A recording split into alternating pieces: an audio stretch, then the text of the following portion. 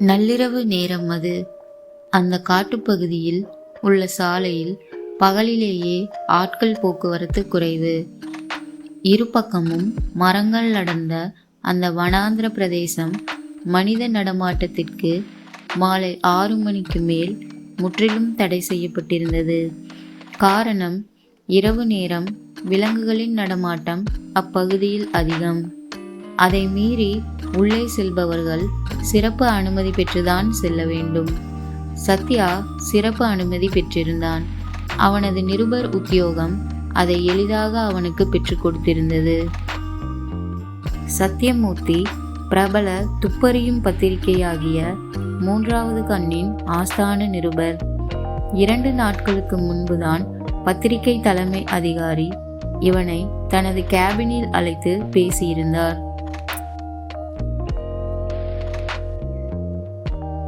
தெற்கே இதோ இந்த பகுதியில் அந்த காட்டுப்பகுதியை பற்றி கேள்விப்பட்டிருக்கிறாயா சத்யா? அவர் கையில் கூகுள் மேப். தெரியும் சார், நமது பத்திரிகை ஏற்கனவே அந்த காட்டுப்பகுதியில் உள்ள மர்மங்கள் பற்றிய மூட நம்பிக்கைகள் பற்றி ஒரு ஆர்டிக்கல் போட்டிருக்கிறது சார். கரெக்ட். அங்கே உலவும் பல பொருளிகளில் ஒன்று அங்கே இருக்கும் சிலை மனிதர்களை பற்றியது சத்யா.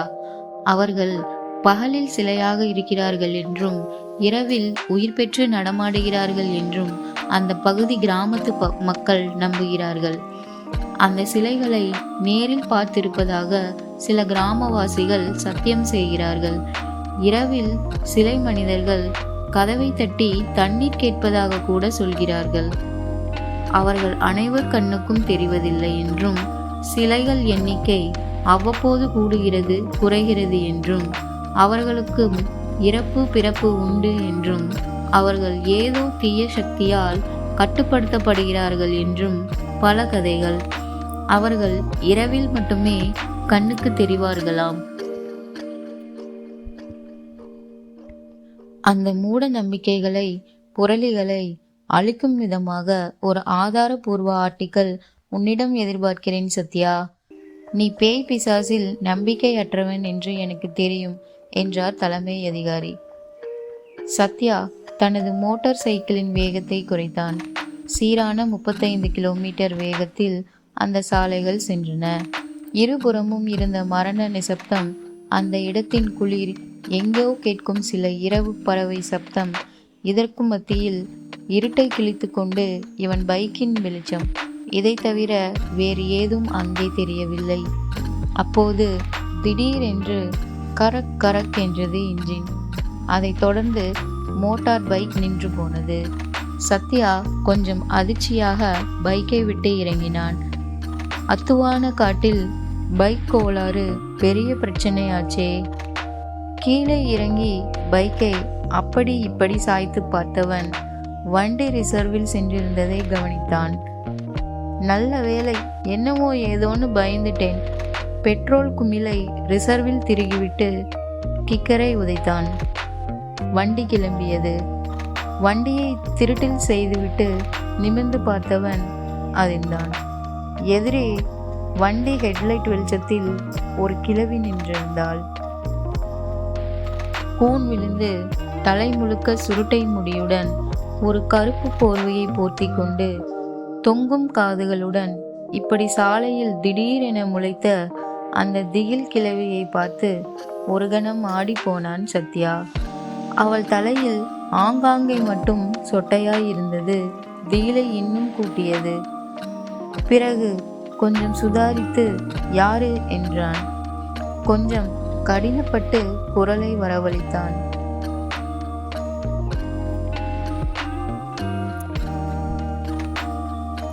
இந்த அர்த்த ராத்திரியில் காட்டு வழியில் ஒரு பாட்டியா? 51 என்று சம்பந்தம் இல்லாமல் எதையோ சொன்னாள் அந்த கிழவி. என்ன சொல்ற? ஒன்னும் புரியல, யார் நீ என்றான். அவளை பார்த்ததில் ஆச்சரியம் அடைந்திருந்தான். தம்பி, ஒரு உதவிப்பா, பக்கத்துல தான் என் ஊர் இருக்கு, கொஞ்சம் விட்டுறையாப்பா. குரலில் கரகரப்பு இருந்தது. ஆண் குரலும் பெண் குரலும் கலந்தது போல ஒரு கலவையான குரலாக அது இருந்தது. மலையில் நனைந்த கோழியின் முனகல் போல் அதில் ஒரு நடுக்கம் இருந்தது. ச்சே, ஏதோ கிராமத்து கிழவி.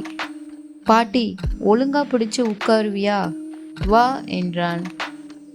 மனதில் இந்த கிழவிக்கு அந்த சிலை மனிதர்களை பற்றி தெரிந்திருக்கும், கொஞ்சம் கிளறி பார்த்தால் புது தகவல்கள் கிடைக்கலாம் என்ற எண்ணம் வந்தது. பக்கத்துல ஒரு ஓடை போகுது, அதுல பாலம் பக்கத்துல போற ரோட்டுக்கிட்ட இறக்கி விட்டிருப்பா போதும் என்றாள் அவள். அவளை ஏற்றி கொண்டு சற்று தூரம் சென்றவன், பாட்டி, இங்க நைட்ல தனியா வரையே உனக்கு பயமா இல்ல?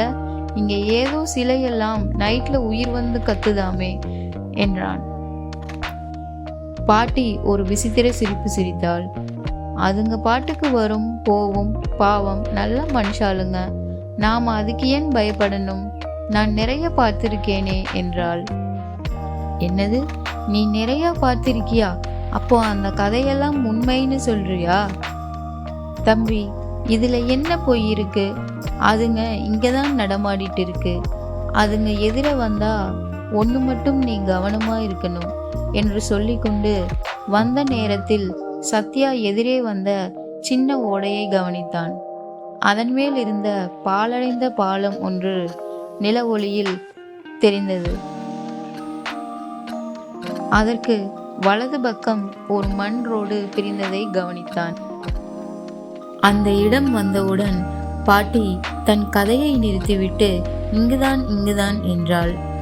இங்க விட்டுடுப்பா தம்பி, இந்த பக்கம் ஒரு அரை மைல் தான் ஊர் இருக்கு, நான் போய்க்கிறேன் என்று இறங்கி நடக்கத் தொடங்கினாள்.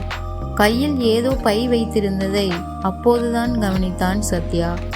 அதை சுருட்டி பிடித்து கொண்டு அந்த கிழவி மண் ரோட்டை நோக்கி நகரத் தொடங்கினாள். ஏதோ அடிபட்ட தவளை ஒன்று தவழ்வதை போல் இருந்தது அவள் நடை. சத்யாவிற்கு அவள் சொல்லி கொண்டு வந்த விஷயத்தை முழுவதுமாக கேட்க வேண்டும் போல் இருந்தது. பாட்டி, அரை மைல் தானே, உட்காருங்க, நானே விட்டுடுறேன் என்றான். உனக்கு எதுக்குப்பா சிரமம் என்றவளை சமாதானப்படுத்தி, அட சும்மா உட்காரு பாட்டி என்றான். பிறகு 15 நிமிடம் அவர்கள் ஏதும் பேசவில்லை. சத்யா மெல்ல கேட்டான், எங்க பாட்டி, இங்க ஊர் எங்க இருக்கு? ஆமாம், ஏதோ சொல்லிட்டு இருந்தியே, என்னது? அவங்க எதிரே வந்தா என்ன அது? பாட்டி கொஞ்சம் எக்கி கண்களை சுருக்கி எங்கோ பார்த்து, தம்பி அங்கதான்பா என்றாள். தூரத்தில் அவள் காட்டிய இடத்தில் ஊர் இருப்பதற்கான அறிகுறியாக ஆங்காங்கே தீவட்டிகள் எரிந்து கொண்டிருந்தன. தம்பி, அது அவங்கள நீ பார்த்தா அவங்க உன் தலையில கை வைக்க முயற்சி பண்ணுவாங்க. அதுக்கு மட்டும் நீ விட்டுடக்கூடாது, உன் உயிருக்கே ஆபத்து. அப்படி வச்சிட்டாங்கன்னா அந்த நொடி உன் உயிர் காத்துல கரைஞ்சிடும் என்றாள். சத்யாவுக்குள் பயம் ஒரு மெல்லிய இலை போல எட்டி பார்த்தது. சொல்லி முடித்த அந்த கிழவி திடீரென்று அந்த காரியத்தை செய்தாள். சத்யா தலையில் ஓங்கி கை வைத்தாள். சத்யா அதிர்ந்து போய் ஆ என்று அலறினான். பைக்கை தடுமாறி நிறுத்தினான். அந்த கிழவியின் சிரிப்பு வௌவாலின் கீச்சு குரல் போல கீக் கீக் என்று ஒலித்தது. சத்யா தனது உடலை ஒருமுறை தடவி பார்த்து கொண்டான். என்ன தம்பி, பயந்துட்டியா என்றாள் அவள் தனது சொரசொர குரலில். நான் சொன்னது அந்த சிலை மனுஷாளுங்களை பத்தி, என்ன பத்தி இல்ல. நான் கை வச்சா எல்லாம் ஒன்னும் ஆகாது என்றாள். சத்யா கொஞ்சம் பயத்துடன் பைக்கை கிளப்பினான். மனதின் ஒரு ஓரத்தில் இவ்வளோ நேரம் கூட வருவதே அந்த சிலை மனுஷிதானா என்கிற மெல்லிய சந்தேகம் வந்து தொலைத்திருந்தது அவனுக்குள். என்னதான் பேய் பிசாசில் நம்பிக்கை இல்லை என்றாலும் பயம் யாரை விட்டது? தம்பி, அது ஊரு வந்துடுச்சு என்றாள் பாட்டி. தீவட்டிகள் நெருங்கி இருந்தன. பாட்டி நான் அந்த உயிருள்ள சிலைகளை பார்க்கணும்னு எங்க பார்க்கலாம் என்று தயங்கி தயங்கி கேட்டான். அதற்கு அந்த கிழவி 51 என்றாள். என்னது, புரியல? அந்த மனிதர்கள் இருப்பது நிஜமா? நான் அவங்களை பார்க்கலாமா என்று கேட்டான். அதற்கு பாட்டி மறுமொழியாக மீண்டும் 51 என்றாள். பிறகு இடைவெளி விட்டுவிட்டு அந்த 51 சொல்லிக்கொண்டே இருந்தாள். இவள் திடீரென எதை எண்ணுகிறாள் என்று குழம்பினான் சத்யா. அங்கே தீப்பந்தம் மிக நெருங்கி இருந்ததை பார்த்து பைக் வேகத்தை குறைத்தான். நிறைய ஜன நடமாட்டம் போல தெரிந்த அங்கே நெருங்க நெருங்க பைக் வெளிச்சம் பட்டு தெரிந்த காட்சியில் அதிர்ந்தான். அங்கே ஊர் ஏதும் இல்லை. நிறைய சிலைகள் ஆங்காங்கே நின்றிருந்தன. பெரும்பான்மையான சிலைகள் கையில் தீப்பந்தம் எரிந்து கொண்டிருந்தது. சத்யா அடிவயிற்றில் கிளம்பிய பய உருண்டையை கஷ்டப்பட்டு கட்டுப்படுத்தினான். உடல் திடீரென உலையில் போட்டது போல காட்டுக்குளிரை மீறி வியர்க்கத் தொடங்கியது. பைக்கை மெல்ல ஸ்டாண்ட் போட்டு நிறுத்த இப்போது ஹெட்லைட் வெளிச்சத்தில் அவர்கள் மிக தெளிவாக தெரிந்தார்கள். விறகு பொறுக்குபவள், ஆடு மேய்ப்பவள், பாலூட்டும் தாய், சுமை தூக்கி செல்பவன் என்று அவர்கள் இயல்பாக பல சிலைகள் இருப்பதை பார்த்தான். மெல்ல தனது கேமராவை ஆன் செய்து அதை படம் எடுத்தான். அங்கே இருந்து மொத்தம் ஆட்களை எண்ணினான். மொத்தம் 50 இருந்தது. பாட்டி சொன்ன 51 நினைவுக்கு வர திரும்பி பாட்டியை தேடினான். அங்கே அவள் இல்லை. தனது டார்ச்சை உயிர்ப்பித்து ஆங்காங்கே ஒளியை பீச்சி பார்க்க கிழவியை எங்கேயும் காணவில்லை. அப்போது தனது தலையை ஏதோ தொடுவதை உணர்ந்தான். நிமிர்ந்து பார்த்தவன் அதிர்ந்தான். அந்த கிழவி ஒரு வௌவாலை போல மர விழுதுகளில் தொங்கிக் கொண்டிருந்தாள். இவன் தலையை ஏதோ ஒரு எலும்பை வைத்து தொட்டாள். எதையோ முணுமுணுத்தாள். சத்யா கண்கள் இருண்டு ஏதோ மயக்க நிலையில் இழுத்துச் செல்லப்பட்டான். எவ்வளவு நேரம் கழிந்தது என்று தெரியவில்லை. அவன் கண் விழித்தபோது கண்ட காட்சி அவனை திகிலின் உச்சத்தை அடைய செய்தது. இப்போது அங்கே இருந்த சிலைகள் மிக இயல்பாக நடமாடி கொண்டிருப்பதை பார்த்தான். அரிசி புடைப்பதும், இடத்தை பெருக்குவதும், குழந்தைகளுக்கு பால் கொடுப்பதும், குறிப்பாக ஒன்றை கவனித்தான் சத்யா. அவர்கள் அந்த சூனியக்காரிய கிழவிக்கு பணிவிடை செய்து கொண்டிருந்தார்கள். இதற்கு மேல் இங்கே இருக்க முடியாது என்று முடிவு செய்தான் சத்யா. ஓட நினைத்த போதுதான் கவனித்தான் தன்னால் கால்களை நகர்த்தக்கூட முடியவில்லை என்று. ஓடும் முயற்சியில் உருண்டு விழுந்து இருந்தான். அந்த சூனியக்காரி திரும்பி பார்த்தாள். இவனை நெருங்கி வந்து தூக்கி நிறுத்தி இவன் தலையில் எலும்பை வைத்து, புதுசுல அப்படித்தான் இருக்கும், 51 என்றாள். அப்போதுதான் அந்த உண்மையை உணர்ந்தான். அவன் ஒரு சிலையாகி இருந்தான். அந்த காரில் 4 பேர் இருந்தார்கள். அப்பா, அம்மா, 2 பசங்க, ஒரு சிறிய குடும்பம் அது.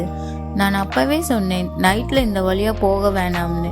கேட்டிங்களா? இப்ப பாருங்க, கார் வழியில நின்று போச்சு என்றாள் அந்த பெண்மணி. ஏங்க, இது யாருங்க? இங்க பாருங்களேன், யாரோ ஒரு பாட்டி நம்ம காருக்கு பின்னாடி நிக்குது. என்ன, அது எதையோ எண்ணிக்கிட்டு இருக்கு, இங்க பாருங்களேன் என்றாள். அந்த கணவன் திரும்பி பார்த்தான். 52, 53, 54, 55. ஹே ஹே ஹி என்றாள் அந்த கிழவி. முற்றும்.